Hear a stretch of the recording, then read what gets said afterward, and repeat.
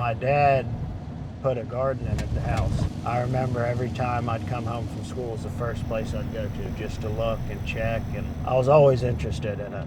So then obviously once I went to agriculture college, that pretty much solidified me wanting to work in ag in some form or fashion, obviously our farm being number one. So I'm David Torbert with Torbert Farms. We do all of the private label green beans, yellow squash, and zucchini for public supermarkets. David is the hardest working man that I know. He has dedicated his entire adult life to this farm and this family business. He ensures that all of his produce is top quality, and that's part of the reason why our business with Publix is what it is. We've done numerous different things to ensure the quality is top notch, and we've done different cultural things, cover cropping, things of that nature that have improved the soil, which overall improves the quality of everything you grow. So we have the investment in the land and into the product, which results in the best product out there.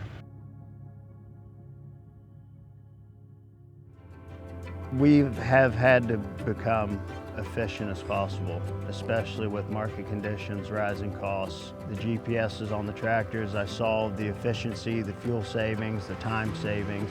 The biggest thing is just the efficiency itself. So every pass that you make through the field, when you have your equipment set up right in the GPS system, you're utilizing every inch of that equipment per pass through the field. Another thing is cover cropping, soil health, focusing on that. For years, farmers down here just gave up on it. They didn't see the benefit. We started back, and now there's other farmers doing the same thing.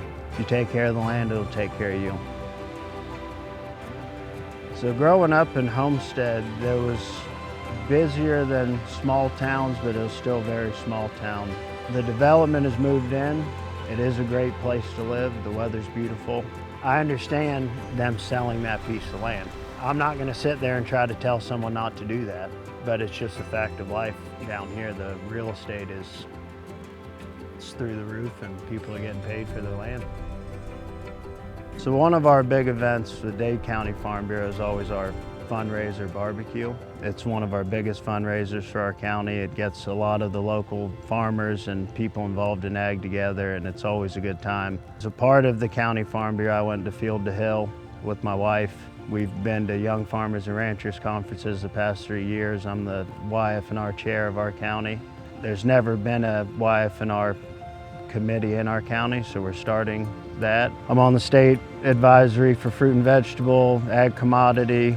Any leadership conference we try to attend and do as much as we can.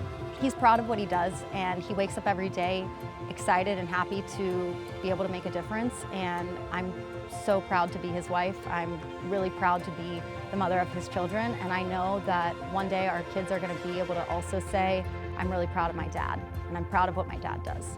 So I have 3 kids. My oldest son, Connor's 4, my daughter Macy is 2.5, and my youngest son, Cameron's 8 months old. My oldest son, Connor, has told me he wants to farm. He likes the tractors. So a lot of the work and advocacy and being efficient and trying to make the business successful is for that next generation. I want him, if he wants to have the opportunity to farm and continue our family business. And if we don't do these things that we're doing, we won't be viable in the future.